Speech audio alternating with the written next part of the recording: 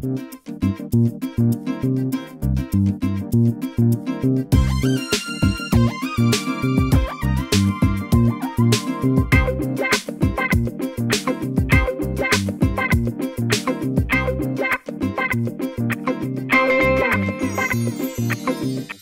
There and अस्सलाम वालेकुम। आज 42 के साथ आपकी मेज़बान ज़ोया मलिक हर बार मिलवाते हैं अपने प्रोग्राम में हम आपको एक नामवर शख्सियत से, बहुत ही दिलचस्प शख्सियत से, जिस मेहमान शख्सियत से हम आज आपको मिलवाने जा रहे हैं वो लाहौर के साबिक मेयर भी रह चुके हैं। इसके अलावा आर्मी में आला ओहदे पर फाइज रह चुके हुए हैं।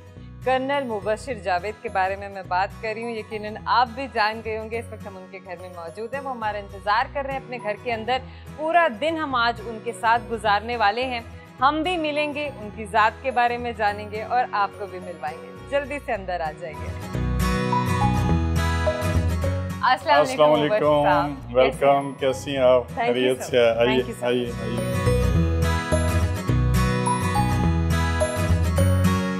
भाभी हमें फैमिली मेंबर्स से मिलवाइए अपने। एक बड़ा बेटा मेरा यहाँ नहीं है, वो माशाल्लाह मैरिड है और कनाडा होता है। अच्छा। उससे छोटा ये तैमूर है।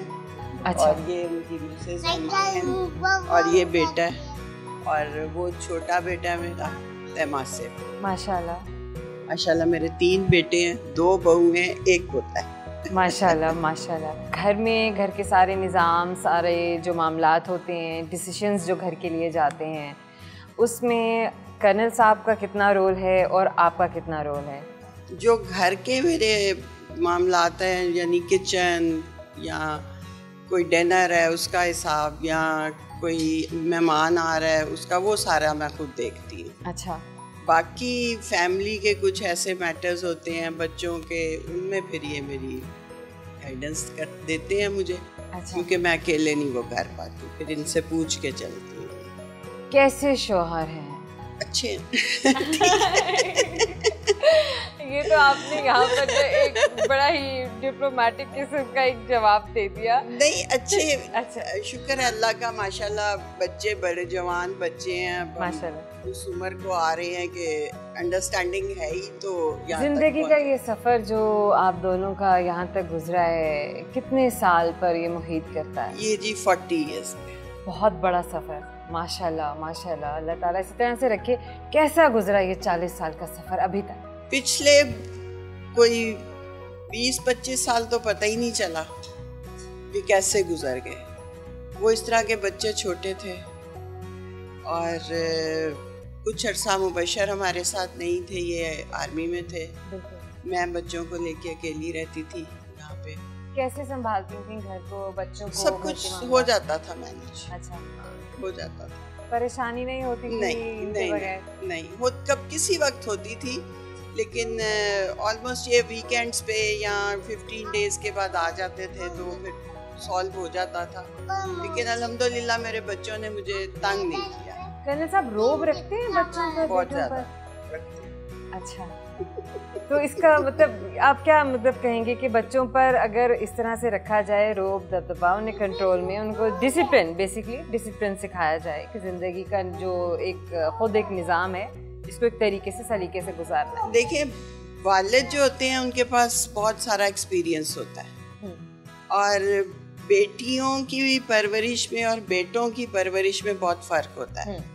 बेटियां, चूँकि हमारी तो बेटी है नहीं, हमें उस चीज़ का एक्सपीरियंस नहीं है। जहाँ तक बेटों का ताल्लुक है, बेटे जो हैं उनको हर ऊंच नीच, अच्छाई बुराई बतानी पड़ती है और वो इस तरीके से माँ नहीं बता सकती जब वो बड़े हो जाते हैं जिस तरीके से बाप उनको बता सकती है। तो मेरे ख्याल में मुबशर ने बड़ा अच्छा इनके साथ अपना हैं ये सख्त थोड़े, लेकिन बच्चों के साथ ये फ्रेंडली भी हैं। उनसे उनकी प्रॉब्लम्स पूछते हैं, उसको सॉल्व करते हैं, लेकिन जहाँ सख्ती करनी होती है वो सख्ती भी करते हैं। आप दोनों की अरेंज मैरिज है या लव मैरिज है? नहीं जी, अरेंज मैरिज। तो जो लव है वो शादी के बाद ही हुआ? हम दोनों कज़न हैं, फर्स्ट कज़न। और जब हमारी शादी हुई थी उस वक्त लव का कोई इतना नहीं था, पेरेंट्स कर देते थे बस ठीक है। अच्छा। मुबशर आर्मी में थे। अच्छा। मैं पढ़ रही थी तो हमारी अच्छी छोटी उम्र में एंगेजमेंट हो गई थी। अच्छा भाभी, किस तरह का नाश्ता, किस तरह का खाना और रात का खाना, ये सब कैसा पसंद करते हैं? ये सादी रोटी और सालन और दही, ये सुबह खाते, ये इनकी पसंद फेवरेट नाश्ता है। फेवरेट नाश्ता है, फेवरेट, यानी सादगी बहुत है, सादगी बहुत नाश्ते में नाश्ते में नाश्ते में। करण साहब, माशाल्लाह आपकी सेहत इतनी अच्छी है, अल्लाह ताला इसी तरह से आपको सेहत और तंदुरुस्ती जो है वो अता किए रखे और आप ज़िंदगी के मामलात बड़े अच्छे तरीके से निभाएं और अपनी ज़िम्मेदारियाँ बखूबी आप जो है निभाते रहें इसी तरह से। एक्सरसाइज करते हैं आप? पिछले ज़माने में तो बहुत ज़्यादा करता था, अभी भी ये है कि सुबह जो है कोई 45 मिनट्स की जो वॉक है, अच्छा, दैट इज़ मस्ट। ये मैं रमज़ान में भी सुबह सहरी करके तो मैं वॉक करने चलता हूँ। आप बच्चों को भी ये सिखाते होते थे? हाँ, बच्चे जो हैं वो माशाल्लाह खुद ही स्पोर्ट्समैन है। बड़ा बेटा जो है वो हॉर्समैन है, एचएसएन का बेस्ट हॉर्समैन था। वाह। अभी भी इज क्रेजी फॉर हॉर्सेस। ज़ाहिर है हॉर्समैन के लिए एक्सरसाइज बहुत ज़रूरी है। दूसरा जो तैमूर है, ये इज़ वेरी गुड स्विमर, ज़ाहिर है वो एक्सरसाइज तो है। बिल्कुल। और ये जो सबसे छोटा है ये गोल्फर है। तो अब ये इतने बड़े हो गए हैं कि अब मुझे ज़रूरत नहीं पड़ती इनको कहने की, ये खुद अपना अच्छा बुरा समझते हैं। मैंने जहाँ तक इनकी तरबियत थी वो की है, और चूंकि ये तीनों स्पोर्ट्समैन हैं जी, और इनको बखूबी अंदाज़ा है कि एक्सरसाइज की क्या वैल्यू है, और ये करते भी हैं माशाल्लाह। आपके बच्चों में से किसी का रुझान पॉलिटिक्स की तरफ है? टू सम एक्सटेंट ये जो मेरा सबसे छोटा बेटा है तमासिफ, इसका है।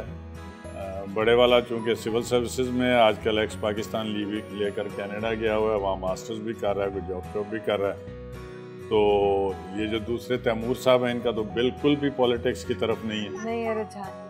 तो इनका है, जैसे मैंने आपसे कहा, ये मेरे साथ आते जाते भी हैं, मेरी हेल्प भी करते हैं, और जब कोई हार्ड टास्क होता है तो उस वक्त ज़्यादा हेल्प करते हैं। तो ये एक बहुत बड़ा सहारा है मुझे कि चलें पॉलिटिक्स में गया, मगर कभी कभी ये भी थोड़ा कहता है कि बाबा हमारी सियासत का जो माहौल है वो कब बेहतर होगा। मसलन अभी कोरोना की आप मिसाल ले लें, शहबाज शरीफ साहब आए थे कोर्ट में, हम भी गए, हम दूर खड़े हो गए थे डिसिप्लिन के साथ के। हमने लोगों को बताना था कि हम अपने लीडर के साथ अकीदत और मोहब्बत रखते। तो जब लोग इकट्ठे होकर उनके चारों तरफ होते हैं तो मुझे वो ज़रा अच्छा नहीं लगता। तो हम सियासी लोग हैं, मैं कह भी नहीं सकता, मगर लोगों को अंदाज़ा ज़रूर है कि कनम मुबशर ये चाहता है कि हर चीज़ डिसिप्लिन में हो, और आज अगर कोरोना है तो हम डिसिप्लिन के साथ ही इसका मुकाबला कर सकते हैं। कर्नल मुबशर जावेद ने अपनी फैमिली के साथ ब्रंच किया।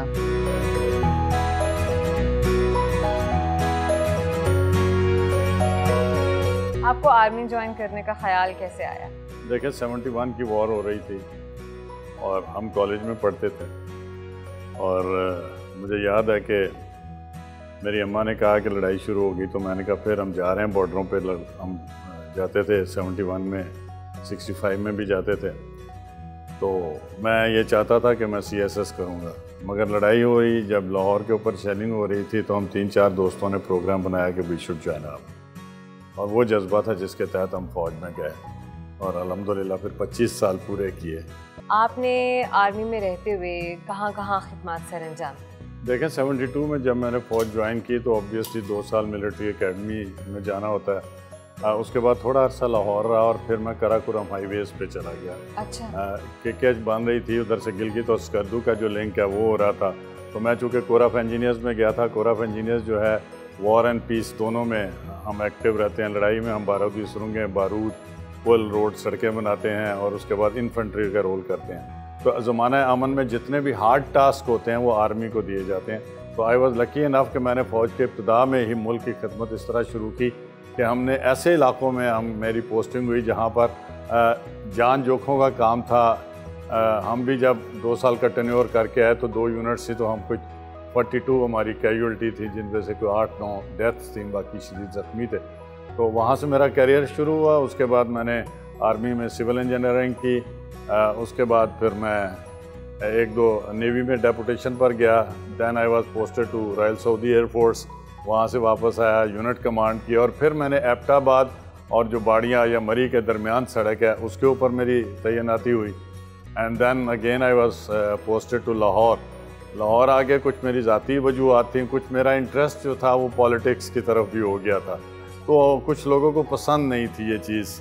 तो मैंने कहा कि चूँकि मैं तो शायद मेरी फितरत में था लोगों में रहना, लोगों की खिदमत करना, तो कुछ ये सारी वजूहात मिल मिला के तो देन आई रिज़ाइन। और अल्हम्दुलिल्लाह 2000 में मैंने जब मेरा 98 में रिज़ाइन किया, 2000 में मेरे 2 साल पूरे हो गए, तो उसके बाद मैंने एक्टिवली पॉलिटिक्स में हिस्सा लेना शुरू कर दिया। नवाज शरीफ साहब को मैं अपना आइडियल मानता था, तो मैंने PMLN जो है वो ज्वाइन की और आज तक PMLN में हूँ। कर्नल साहब, PMLN ज्वाइन करने की पहली वजह, ख़ास वजह क्या थी? आपकी मुलाकात मियाँ साहब से? अच्छा, सबसे बड़ी बात जो है ना, मेरी अपनी होश में मुस्लिम लीग कोई 8-9 होती थी। लियाकत अली खान की वफ़ात के बाद आपको पता है टरमाइल आते रहे, मार्शलाएँ लगती रहीं, और अयूब खान के दौर में भी सारी ये जो मुस्लिम लीग हैं ये कितनी होती थी, फंक्शनल थी, फलाना कासिम ग्रुप था, कोई इस तरह। मियाँ मोहम्मद नवाज शरीफ साहब ने ये जब पॉलिटिकली ये होराइज़न पे आए, तो सबसे जो बड़ा इन्होंने काम किया कि मुस्लिम लीग एक बनाई, और पहली दफ़ा मेरी होश में मुस्लिम लीग एक हुई, और उसका सारा क्रेडिट मैं मियाँ मोहम्मद नवाज शरीफ साहब को देता हूँ। फिर मेरी इनसे मुलाकात जब मैं डेपुटेशन पे था सऊदी अरेबिया में, तो एक दफ़ा खाना काबा भी हुई और एक दफ़ा मस्जिद नबवी में हुई। तो इनका किरदार, इखलाक, जैसा मैं इनको जानता भी था, मैं लाहौर का रहने वाला हूँ। ये इत्तेफाक फाउंड्री जो कि जब हम छोटे थे लाहौर की एक बहुत बड़ी फैक्ट्री मानी जाती थी, और लेबर अपने आप को खुशकिस्मत समझती थी जो इत्तेफाक फाउंड्री पे काम करते थे। और फिर कॉलेज में भी ये हमारे सीनियर होते थे, हम GC में पढ़ते होते थे, वहाँ भी इनका इमेज बहुत अच्छा था।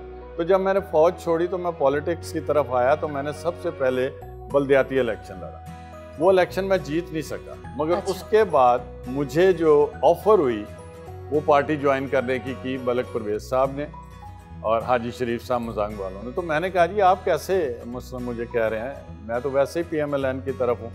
तो उन्होंने कहा कि जी हमने देखा है आप चूँकि नए थे, ना तजर्बाकार थे, साबका फौजी थे, आप हमारी नज़रों में ये इलेक्शन जीते हुए हैं, आप हारे किस तरह ये हमें नहीं पता।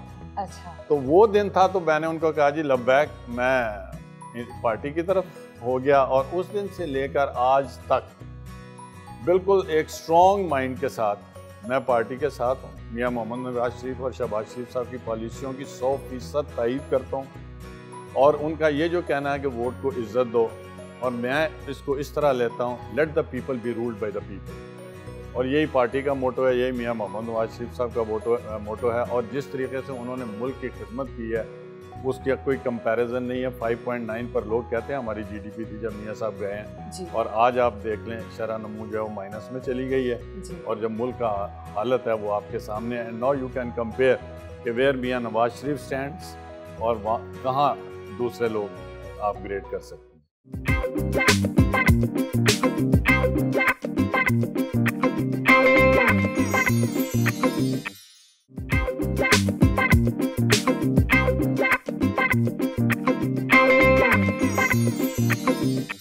बिल्कुल सही। कर्नल साहब, इतनी कंसिस्टेंसी कैसे, आप इसकी एक्सरसाइज कैसे करते हैं अपनी ज़िंदगी में? देखें, मैंने जैसे आपसे पहले अर्ज़ की कि माँ की तरबियत जो होती है ना वो बहुत रोल प्ले करती है इंसान की ज़िंदगी में, और उसके बाद फौज संभाला तो फौज में चले गए। फौज की ट्रेनिंग बेहतरीन ट्रेनिंग है, अगर आप उसको पॉजिटिवली लें तो वहाँ डिसिप्लिन, ओबीडियंसी, मैन मैनेजमेंट और लीडरशिप सिखाई जाती है, और ज़िंदगी को दाव पे लगाना सिखाया जाता है फॉर अ बेटर कॉज। तो मैंने ये सारा कुछ माँ की गोद से और कुछ असातिज़ा थे और फिर फौज की तरबियत से हासिल किया और सीखा, और अल्हम्दुलिल्लाह ये जो आपको मैं बता रहा हूँ कि मुझे आज 20 साल हो गए हैं, रात दिन एक वर्कर की हैसियत से लाहौर में बेपनाह काम किया। मेरा ताल्लुक चूँकि मियाँ मीर गाँव से है, और हमारा जो अभी जो हल्के चेंज हुए उससे पहले NA 122 था जहाँ से सरदार याद सादिक साहब जीतते आए हैं। कोई गली मोहल्ला, बड़ी सड़क, छोटी सड़क, वाटर सप्लाई, सीवरेज, मैं खामोश वर्कर था। दाद देता हूँ अपनी लीडरशिप को कि उन्होंने मुझे पहचाना। गो के सिटी 42 वाले मुझे उस वक्त भी इंटरव्यू करते थे, टेलीविजन वाले उस वक्त भी मेरे पास आते थे, वो कहते थे कि यार ये किस किस्म का आदमी है। मसलन जब मैं इलेक्शंस लड़ रहा था तो एक इंटरनेशनल कॉरेस्पॉन्डेंट ने मुझसे पूछा कि you left army as a colonel, तो आप ये हमें बताइए कि you should have got a ticket for MNA और MPA, तो आप ये इलेक्शन क्यों लड़ रहे हैं? तो मैंने उनको ये जवाब दिया था कि I am from common people, I belong to a common family and I want to know the problems of these slums. और मैं इन इलाके के लोगों के मसाइल हल करना चाहता हूँ जो कि बेस्ट पॉसिबली बल्दियाती निज़ाम के ज़रिए हो सकते हैं, और मैं इसलिए बल्दियाती निज़ाम का इलेक्शन लड़ रहा हूँ। क्या बात है कर्नल साहब। और फिर कर्नल साहब, आर्मी से रिटायरमेंट लेने की क्या यही वजह थी कि आप पॉलिटिक्स की तरफ पूरे तरीके से फोकस्ड होकर काम करना चाहते हैं? नहीं, देखें, मैंने आपसे कहा ना कि मेरे वालिद साहब भी जो थे वो सरकारी अफसर थे और मेरे दादा फौज में रहे थे पार्टीशन से पहले। मेरे वालिद साहब जो हैं उनका मोटो ये था कि लोगों की खिदमत करो, और मेरी वालदा जो थी उनके इलाके, हमारे इलाके में ही लोगों की खिदमत करना उनका मिशन होता था। अपने घर के कामकाज के अलावा वो अहले मोहल्ला की बहुत लुक आफ्टर करती थी। तो हमारे वालिद साहब अक्सर हमें काम कह देते थे, जाओ ये बेटा फलाने के घर ये चीज़ दे और ये चीज़ दे, जो किसी का मसला हल होना वो कागज़ हमें उनके घर पहुँचाना। तो वो चीज़ें कुछ इन बिल्ड थी। फौज में भी जब मैं ये था तो मैंने कोशिश करता था कि मेरा बॉसिंग वाला रोल जो है वो ना। अच्छा। हाँ, और मैं जवानों के साथ बैठ के खाना पसंद करना, हमारी यूनिटों में बड़े खाने होते हैं, उस पर मैं कोशिश करता था कि जवान जो हैं वो ना करें, ईद वाले दिन वो खुद ना पकाएं, केटरिंग वाले लोगों से पकवाया जाए और इनको खिलाया जाए। तो ये चीज़ें कुछ इन बिल्ड थी। तो पॉलिटिक्स में फिर ये ज़रूर मेरे काम आई। हाँ, पॉलिटिक्स में एक जो चीज़ है वो थोड़ा डिसिप्लिन की कमी होती है। तो मैं जब डिसिप्लिन और सीधे रास्ते पर चलने की कोशिश करता था और काफ़ी हद तक कामयाब भी रहता था, तो मेरे कुछ साथियों को और वर्कर्स को ये चीज़ अच्छी नहीं लगती थी। अच्छा। और उसकी ज़िंदा मिसाल ये है कि मैंने लाहौर में 2.25 साल मेयरशिप की, और अल्हम्दुलिल्लाह मैं फ़ख्र से ये कह सकता हूँ, गलतियाँ हर इंसान से होती हैं, कि मैंने पूरी कोशिश की कि एक जो सरकारी दफ्तर है उसका जो एक डेकोरम है उसको महफूज रखूँ, और दूसरा कोई ऐसा काम ना कर जाऊँ जो किसी की हक तलफी हो जाए या हुकूमत को नुकसान पहुँचे। तो हर वो काम किया जो मेरिट पर हो सकता था, और हुकूमत के ख़जाने को जितना बेहतर रख सकता था वो रखा। और मियाँ नवाज शरीफ और शहबाज शरीफ साहब का भी हमें यही तरबियत थी सियासी तौर पे कि हमेशा काम मेरिट पे करना है, किसी को पसंद आए या ना आए। कर्नल साहब, आपके दादा आर्मी में थे, आपके वालिद साहब सिविल सर्विस में थे, तो आप आर्मी की तरफ आए। ये इंस्पिरेशन आपने अपने दादा से ली, वालिद साहब से, या घर में किसी और ने आपको जो है इस तरफ आपका रुझान दिलाया? देखिए, मेरे वालिद साहब के एक दोस्त होते थे, वो भी कर्नल थे। अच्छा। तो एक दो दफ़ा इत्तेफाक हुआ उनसे मिलने का, तो जब हम उनकी यूनिट में गए, अच्छा, तो जिधर कर्नल साहब जाते थे उसी तरफ ना लोग देखते थे, और दाएं मुड़ते थे तो उनके साथ 2-3 फौजी होते थे, वो दाएं मुड़ जाते थे। तो मैंने कहा यार ये तो बड़ा ज़बरदस्त स्टाइल है, और उसके साथ हमारे 2 सिपाही होते हैं, स्टिक ऑर्डली कहते हैं उनको। जी जी। They are very well decorated soldier. तो जब सीओ अपनी यूनिट में चलता है, दाएं बाएं निकलता है, तो वो उनके साथ होते हैं। तो मेरा एक ख्याल आया कि यार मैं ना बड़ा हुआ तो मैं भी सीओ बनूंगा। अच्छा। उनको सीओ साहब कहते हैं। एक ये चीज़ मेरे जहन में थी। अच्छा। उसके बाद जब लड़ाई हुई है 65 की, तो आई वॉज टू यंग।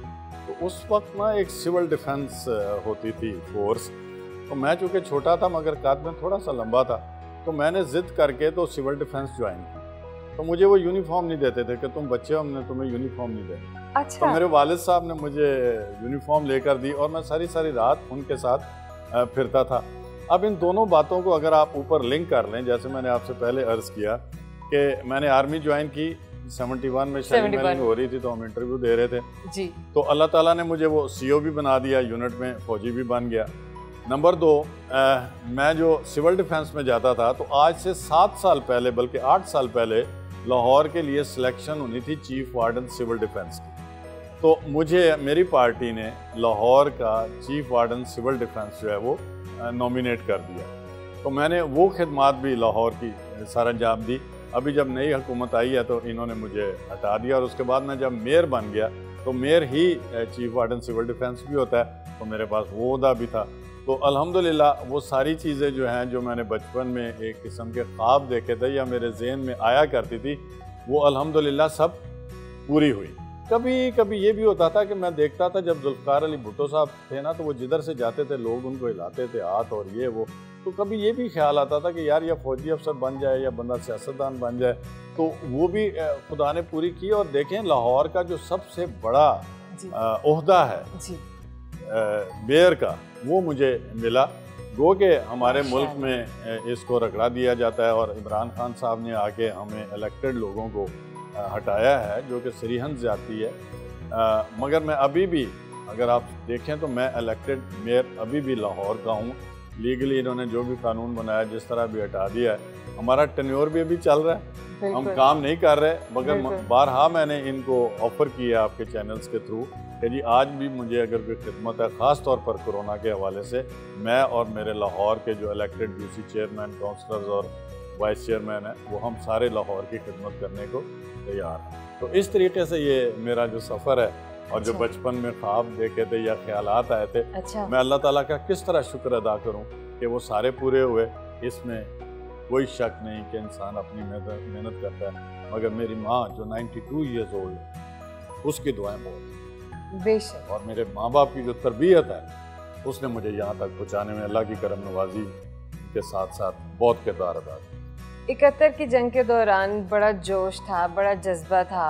हर मुसलमान, हर पाकिस्तानी अपने मुल्क के लिए बहुत जान देने के लिए, जानिसारी को तैयार था कि मुल्क पर कुर्बान हो जाए। कोई यादगार वाक़या, कोई ऐसी बात जो आपको याद रह गई हो और आज आप हमारे साथ शेयर करना चाहें? देखें, 65 की लड़ाई से मैं शुरू करूँगा। उस वक्त जो जज्बा हमने लाहौरियों में देखा और अपने अहले शहर में देखा कि हम छोटे छोटे बच्चे थे तो लोग भी साइकिलों पे, रेड़ों पे बिस्कुट, चने, पानी की बोतलें, या उस पानी की नहीं, ये कोक वगैरह की बोतलें लेके बॉर्डर की तरफ दौड़ते थे। तो कहीं किसी को शालामार बाग के पास रोक लेते थे, कहीं किसी को इधर बेदिया रोड पे रोक लेते थे, लोग आगे नहीं जाने देते थे। जब फौजी गुजरते थे तो लोग नारे मारते थे। फिर 71 भी हमने देखी। हमने देखा कि शहर के ऊपर इंडियन एयरक्राफ्ट आते थे और वो शेलिंग, छोटे जो फायर हैं वो करते थे, और हमारा कोई जहाज़ नहीं आगे से उठता था। हमें समझ नहीं थी कि ये क्या हो रहा है। मुझे याद है मैं छत पे चढ़ा हुआ था तो जहाज़ आया, उन्होंने शेलिंग शुरू की, तो मेरा छोटा भाई मेरे साथ खड़ा था, तो मैंने उसका गर्दन पकड़ के, साथ एक टेबल थी उसके नीचे घुसेड़ दिया, जबकि 65 में ये नहीं था। अब हमें एहसास होता है कि वो क्यों हुआ, वो प्लान था या वैसे ही हम बर्दाश्त नहीं कर सके इंडिया का प्रेशर, हमने मुल्क का एक हिस्सा गंवा दिया। किसकी गलती थी, कहाँ क्या हुआ, ये कौम को मेरा ख्याल है शायद कभी भी खुल के ना पता चले। हम मुद्दरमान कमीशन भी बना, सारा कुछ बना। तो ये सारे जो चीज़ें थी वो हुई। जज्बा कौम का आज भी 65 वाला है, 71 वाला है। अल्लाह करें जिन साजिशों के तहत 71 अलहदा, ईस्ट पाकिस्तान अलहदा हुआ, वो साजिशें कभी कामयाब ना रहें, और जो पाकिस्तान आज है ये इसी तरह कायम दायम रहे, फले फूले और तरक्की करे, और ऐसे हुक्मरान आ जाएं इसकी तरक्की हो, अवाम की तरक्की हो, और दुनिया में हमारा नाम और झंडा फहरे।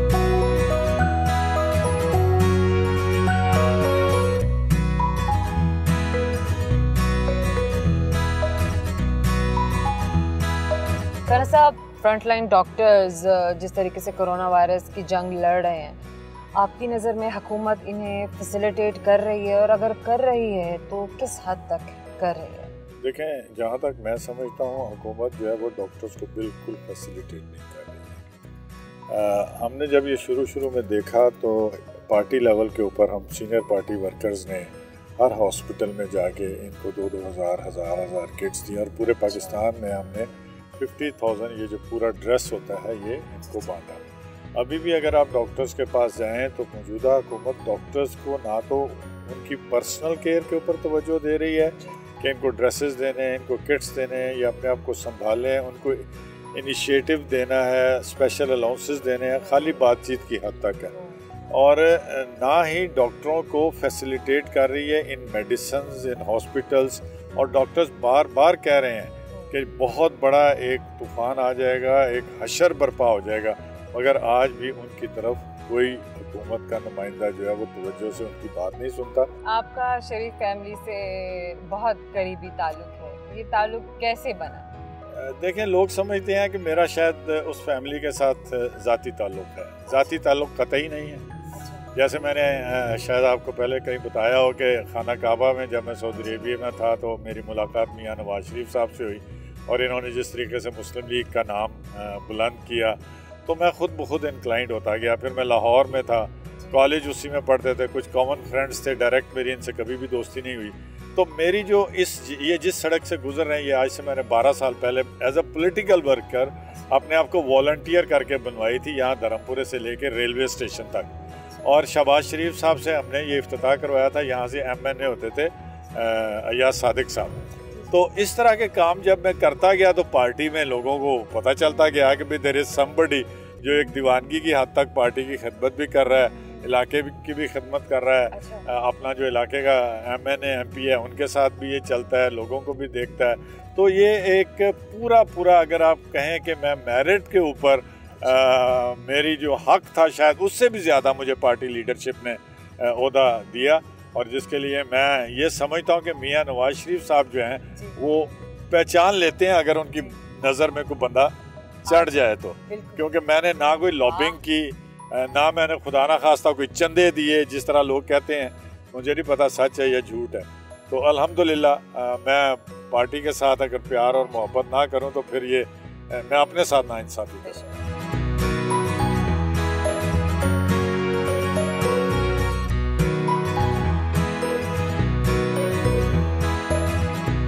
कर्नल मुबशिर जावेद ने मियां मीर दरबार पर हाजिरी दी थी।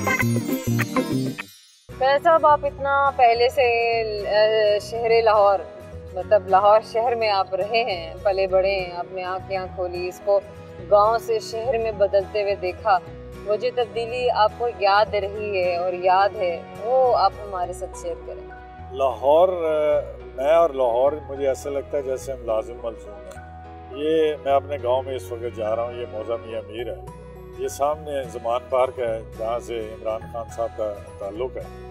इनके जो ननिहाल वाले हैं उनके हमारे गांव के साथ बड़े अच्छे ताल्लुक़ थे, मगर इन्हें पता नहीं है कि यहाँ एक मियां मीर गाँव भी है। तो हम इस धरती के रहने वाले हैं। अभी हम मियां मीर साहब सलाम पेश करने गए थे, उनके नाम से हमारा गांव आबाद है। यहाँ खूबसूरत पानी की छोटे छोटे नाले गुजरते थे, यहाँ लहलहाते खेत होते थे, दरख्त टाली का, लसूड़े का, पिपल का, किक्कर का, ये सारा कुछ यहाँ होता था।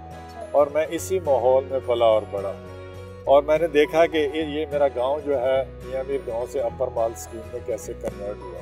मगर मैं आज भी इसको मियां मीर गांव कहता हूँ। मैं आपको भी लेकर चलेंगे, वहाँ एक आध फौतगी हुई है, वहाँ पर दुआ करेंगे। मगर मेरी सोचें जो हैं, मेरी जो उठना बैठना है वो सिर्फ लाहौर लाहौर और लाहौर है।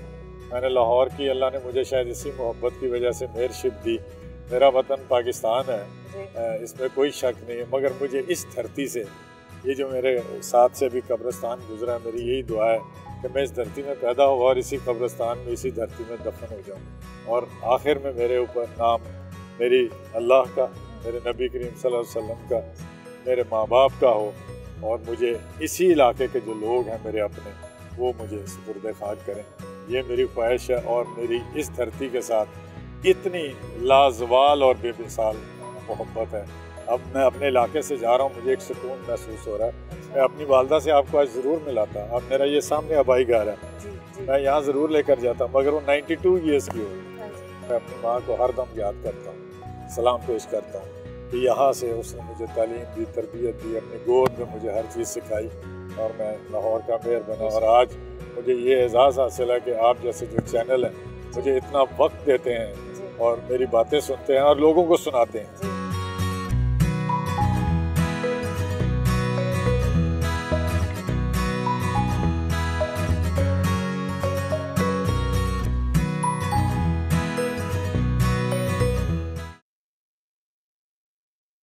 साबिक यूसी चेयरमैन मजहर की वालिदा की फातिहा खानी के लिए इनके घर गए।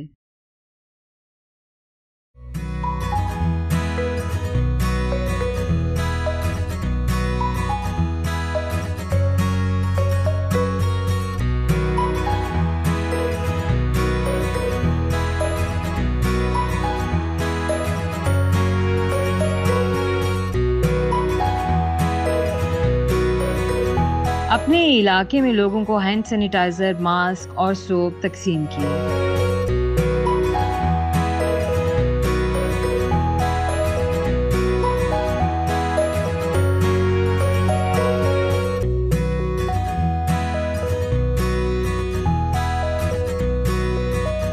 कर्नल साहब ने बचपन में जहां प्राइमरी तक तालीम हासिल की, हमें वो स्कूल भी दिखाया।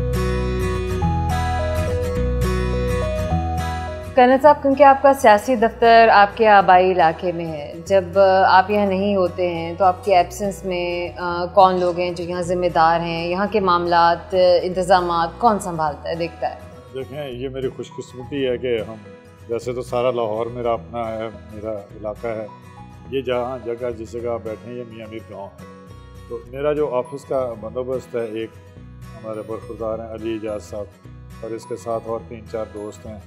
यहाँ जो भी कैसर साहब बैठे हुए थे वो काउंसलर हैं, मेल काउंसलर हैं इस इलाके के, ये ज़्यादातर मेरे दफ्तर को संभालते हैं। आज जानबूझकर हम वहाँ नहीं गए क्योंकि वहाँ एकदम हम जाते हैं तो लोगों को कहें भी तो वो एक गैदरिंग हो जाती है, तो कोरोना की वजह से हमने उसको अवॉइड किया।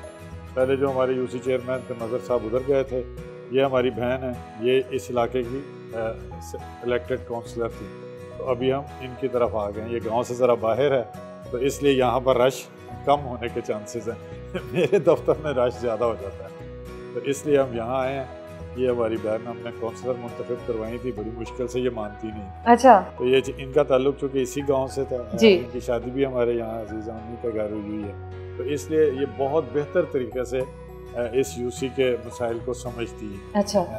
तो आज मैं इसीलिए आपको इनके घर लाया हूँ ताकि आपको पता चले कि हमारी जो PMLN की रिप्रेजेंटेशन है जी, वो हम प्रायोरिटी देते हैं कि वहीं उन्हीं इलाकों के लोग हों जहाँ पर उन्होंने काम किया है, जहाँ रहे हैं, ज़िंदगी गुजारी है।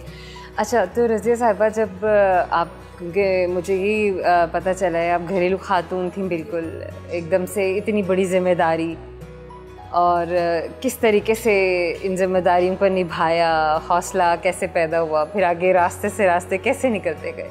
जब अच्छे कॉज के लिए बंदा चलता है तो फिर अल्लाह ताला हौसला देते हैं। ये इंसान के बस की बात नहीं होती, बस ये सब अल्लाह का करम होता है बंदे पे। और भाईजान ने मुझे जो सौंपी जिम्मेदारी, मैंने कोशिश की कि मैं इस पर पूरी उतर सकूँ। हाँ जी। यहाँ की औरतें आती हैं, कोई अपने बच्चे के एडमिशन का मसला होता है, किसी को कहती हैं कि हमारा बिल नहीं पे, सही, तरह के मसले मसाइल, छोटे छोटे मसाइल होते हैं, लेकिन होते हैं, बिल्कुल गरीब के लिए वो बहुत बड़े होते हैं। बड़ी बात है, बिल्कुल बिल्कुल। फिर जितनी मेरी बसात होती है मैं उसके मुताबिक कोशिश तो करती हूँ कि मैं हल कर दूँ। बचपन आप लोगों ने एक साथ गुजारा है, वो बचपन का वक्त कैसा था? भाई ये हमसे बड़े हैं, हम तो डरते थे, इनको देख के ही डरते थे। अच्छा। बहुत अच्छा वक्त गुजारा है, उनके घर रिसेस टाइम चले जाते थे। और ये इलाका एक गांव से इसे पक्की आबादी और फिर ये पक्के मकानों में बदलते हुए जो सारा वक्त आपने देखा, वो सब कैसा था? वो तो अब हम अपने बच्चों को जब बताते हैं तो वो यकीन ही नहीं करते कि कभी वो टाइम भी था, ऐसे था, ये मानते नहीं हैं। बिल्कुल खेत थे, ये सारा खेत ही खेत थे। एक अकेला घर था हमारा, इधर सब खेत थे, पुल तक, नहर तक खेत, इधर भी खेत उधर भी खेत, एक अकेला ये घर था। अच्छा। हाँ। कर्नल साहब, मेयर लाहौर बनने की ख्वाहिश आपकी ज़ाती थी या आपके काम को देखते हुए आपकी पार्टी ने इस चीज़ का फैसला किया? देखिए, मेरी ये कभी भी ख्वाहिश नहीं रही है कि मेरे पास बड़े बड़े ओहदे हैं। जैसे मैंने आपको पहले कहा कि मैं एक वॉलंटियर वर्कर हूँ अपने हल्के में। ये अल्लामा इकबाल रोड की जो रिपेयर रेनोवेशन है ये एज ए वॉलंटियर सुपरवाइज़ की। LOS रोड जो समनाबाद में है वो सुपरवाइज़ की। पूरे अपने हल्के में जी, हमारा हल्का NA 122 था या सादिक उसके MNA थे। अच्छा। तो वो मेरे ऊपर ब्लाइंड फेथ रखते, तो मैंने भी, उन्होंने मुझे पिच मुहैया की और मैंने एक लॉयल और डेडिकेटेड वर्कर होने की हैसियत से खूब काम किया। अच्छा। जब ये रौला पड़ा बल्दियाती निज़ाम का तो मैंने ऐसे ही एक दिन ख्वाहिश का इजहार किया कि जी मेरा ख्याल है वो हाउस में जो एक रिज़र्व सीट होती है टेक्निकल, वो हम अप्लाई कर देते हैं, हो सकता है मिल जाए। उससे ये होगा कि लाहौर में जो टेक्निकली सुपरवाइज काम करने वाले हुआ करेंगे उनमें मैं इंटरेस्ट दिया करूँगा कि काम वाम सही हो जाएंगे। That's all. PMLN लाहौर के ऑफिस में बैठ के खुद लोगों के इंटरव्यू किए 3-4 हलकों के। चेयरमैन की टिकट्स जहाँ डिसाइड होती हैं, प्रिलिमिनरी सिलेक्शन में मैं मलिक परवेज़ जो सदर लाहौर के थे उनके साथ था, ख्वाजा इमरान नज़ीर जो जनरल सेक्रेटरी थे वो होते थे। ये तो मेरे कभी वहम गुमान में भी नहीं था कि पार्टी मुझे कहाँ ले जाना चाहती है। ये तो मुझे आखिर में थोड़ी सी अफवाह उड़ी कि 5-6 नाम गए हैं प्राइम मिनिस्टर साहब के पास, तो उनमें आपका नाम भी शामिल है। ये मुझे 1 दिन या 2 दिन पहले पता चला। अच्छा। तो जिस दिन मुझे इंटरव्यू कॉल आई एक दिन कि जी आपको प्राइम मिनिस्टर साहब से कल मिलना है सुबह 11 बजे। अच्छा। तो it was a shocking news for me. तो जैसे ही PM सेक्रेटेरिएट से मुझे ये फ़ोन आया, अच्छा, तो उसके बाद पूरे लाहौर से लोगों के फ़ोन आने लग गए कि जी मुबारक हो आप PM के इंटरव्यू के लिए जा रहे हैं। मैंने कहा यार मैं इंटरव्यू के लिए तो जा रहा हूँ, पर वहाँ तो और भी बहुत सारे लोगों के नाम हैं और हमें पता है किसने बनना है, वो बड़े स्ट्रॉन्ग कैंडिडेट हैं। तो अगले दिन मैं इंटरव्यू पर गया। अच्छा। और 2-3 दिन के बाद, बल्कि मुझे इंटरव्यू में प्राइम मिनिस्टर साहब ने इतने पॉजिटिव इशारे दिए, अच्छा, कि मैं खुद हैरान परेशान हो गया। और बस इंटरव्यू से बाहर निकला हूँ तो फिर वही मुबारकबादें भी शुरू हो गई। और ये आज तक it's a question mark for me too कि मुझे पार्टी लीडरशिप ने किस तरह चुना और कैसे मेयर बनाया, जिसके लिए मैं अल्लाह का भी शुक्र अदा करता हूँ और पार्टी लीडरशिप का हमेशा एहसानमंद रहूँगा कि उन्होंने मुझे इतने बड़े ओहदे के लिए मुंतखब किया। क्या बात है कर्नल साहब, इतनी मसरूफ़ ज़िंदगी है, इतनी सारी जिम्मेदारियाँ हैं और इतनी बड़ी बड़ी जिम्मेदारियाँ हैं। इंसान के दोस्त भी होते हैं, रिश्तेदार भी होते हैं, अपनी फैमिली भी है, उनको कैसे वक्त देते हैं आप? कोशिश करता हूँ वक्त दूँ। जो मेरा स्ट्रीट फ्रेंड था ना जी मियाँ मीर गाँव का, वो तो इंग्लैंड चला गया। फिर कॉलेज के 3-4 दोस्तों का ग्रुप था। एक है माशाल्लाह शाहनवाज साहब, वो आजकल बिज़नेस करते हैं। एक हमारे दोस्त होते थे इकबाल मकबूल डार, वो अल्लाह को प्यारे हो गए।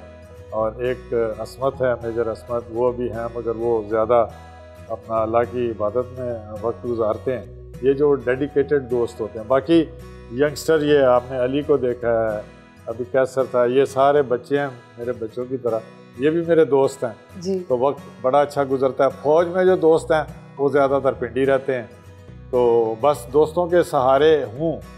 और मेरे दोस्त जो हैं वो मेरा सरमाया है ज़िंदगी का। ये यूथ जो है इसके ऊपर मैं बहुत डिपेंड करता हूँ, मेरे अपने बच्चों की तरह हैं ये सारे। और मैं इनको कहता हूँ कि इस नाम को आपने आगे लेकर चलना है।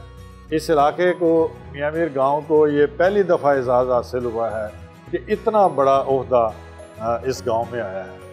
और ये मेरे गांव के लोग भी बड़े फ़ख्र से ये बात करते हैं। और मैंने भी कोशिश की है जब से मैं पॉलिटिकल वर्कर बना हूँ कि अपने गांव में जितने छोटे मोटे तरक्याती काम है वो करवाऊँ। लोगों की जॉब्स के मसले, लोगों की लड़ाइयाँ झगड़े, ये औरतों ख़वातीन के जो बच्चों के तनाज़ात हो जाते हैं शादीशुदा लाइफ में, इनमें। और मैं ये कोशिश करता हूँ कि जिसका मसला हो उसके घर तक महदूद रहे, उसके घर का मसला किसी दूसरे को ना पता चले, क्योंकि इज़्ज़त सबकी सांझी होती है। इसी तरह मैंने सारी ज़िंदगी काम किया और अभी भी इसी तरह कर रहा हूँ। अल्लाह का शुक्र है कि उसने मेरे पर्दे रखे हुए हैं और वो मुझे सुरखरू कर रहा है आज तक। तो कल का पता नहीं है। दुआ करें अल्लाह ताला मेरी लीडरशिप जो है वो भी एक दिन आए, जो मर्जी उनको लोग कहें वो ज़रूर आएँ। और मियाँ नवाज शरीफ जहाँ पर GDP छोड़ गए थे 5.9, मैं तो उसको 6 से भी ज़्यादा गिनता हूँ।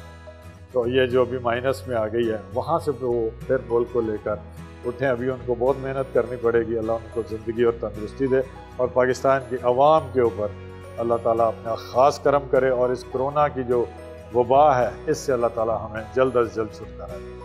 कभी PMLN के अलावा किसी और पार्टी ने, इसका तो आप हिस्सा हैं ही, तो किसी और पार्टी ने कभी आपको शमूलियत की दावत दी? देखें, जब मैं मेयर था तो PTI आ गई थी, तो एक बड़ी शख्सियत ने मुझे कहा कि आप मेरे ऑफिस में आए। अच्छा। और कुछ हमारे साथी जो थे वो नादानी कर गए, पंजाब में से डिस्ट्रिक्ट चेयरमैन तो 13 के करीब प्राइम मिनिस्टर को मिलने चले गए। अच्छा। तो वो भी वापस आ गए। अच्छा। तो आज वो उस पे भी नादम है और मुझे भी उन्होंने बहुत कहा अच्छा कि आप भी चले। मैंने कहा नहीं। अच्छा। पंजाबी में एक मिसाल है, मज अपने किले ते चंगी लगती। अगर कोई एक कहे कि नवाज शरीफ शहबाज शरीफ तो PMLN तो मैं अलहदा हो सकना, सवाल ही नहीं पैदा होता। दुनिया की नेम ते एक तरफ रख दे। अच्छा। बस, और एक तरफ मियां नवाज शरीफ और मेरी पार्टी, खत्म बात। क्या बात है।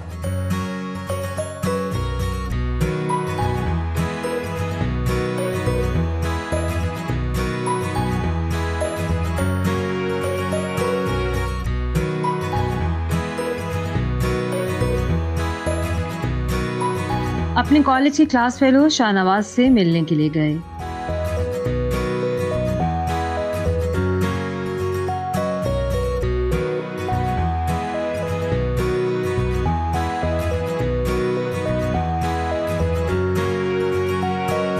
कर्नल साहब, अक्सर फौजी अफसरान खुश्क मिजाज होते हैं, इतना सोशल नहीं होते। माशाल्लाह आपसे जब भी बात हुई है, जब भी मुलाकात हुई है, आप इतने खुश अखलाक हैं और इतने खुश तबीयत इंसान हैं कि इंसान का दिल खुश हो जाता है। तो ये फितरती तौर पर है या आपने पॉलिटिक्स में आने के बाद अपना रवैया बदला? कुछ तो फितरी तौर पर है, अच्छा। कुछ मेरी माँ की तरबियत है। अच्छा। दूसरा देखें, हमारा जो दीन है वो क्या सिखाता है। चुगली, बखीली, बदखोई, बैक पे बातें करना, ये सब अलाउड नहीं है दीन में। खुश अखलाकी, रवादारी, ये हमारे दीन का हिस्सा है, नबी करीम सल्लल्लाहु अलैहि वसल्लम ने फरमाया है। और ये चूँकि कुछ शुरू की आदत थी, और उसके बाद जब मैंने पॉलिटिक्स ज्वाइन की तो मियाँ मोहम्मद नवाज शरीफ साहब जो हैं वो खुद शराफत और डिसेंसी का मंबा है, और आप कभी भी उनके मुंह से किसी के बारे में तू या तुम नहीं सुनेंगे। अगर उन्होंने पॉलिटिक्स में अपने इंतहाई सियासी दुश्मनों के बारे में भी बात किया है तो वो साहब करके बात करते हैं। तो जब मेरा लीडर भी यही करता था, और सबसे बढ़कर मोहम्मद सल्लल्लाहु अलैहि वसल्लम, मेरी जान उनके ऊपर कुर्बान, हमें दीन सिखाता ही ये सारा कुछ है। सोशल सेटअप में आप अगर दयानतदारी, डिसेंसी, खुश अखलाकी से नहीं चलेंगे तो लोग भी आपको अच्छा नहीं समझेंगे। तो यही बात है कि कुछ बाई नेचर भी होती हैं चीज़ें। अल्हम्दुलिल्लाह मैं कोशिश करता हूँ, मगर कहीं ना कहीं गलती हो जाती है, जिसके लिए मैं अल्लाह से माफ़ी मांगता हूँ।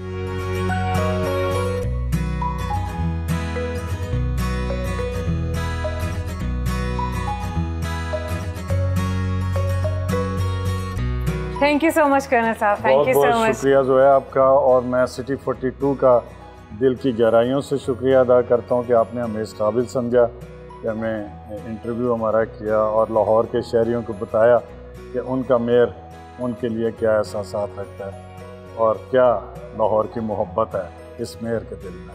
थैंक यू सो मच, आपके कीमती वक्त का शुक्रिया। बहुत खूबसूरत दिन था। अल्लाह हाफ़िज़। दोस्तों, आज का दिन हमारा कर्नल मुबशिर साहब के साथ बहुत खूबसूरत दिन था, बहुत अच्छा दिन था। बहुत सारी बातें हमने उनकी ज़ात के हवाले से जानी जो आज से पहले मैं भी नहीं जानती थी और आप भी नहीं जानते थे।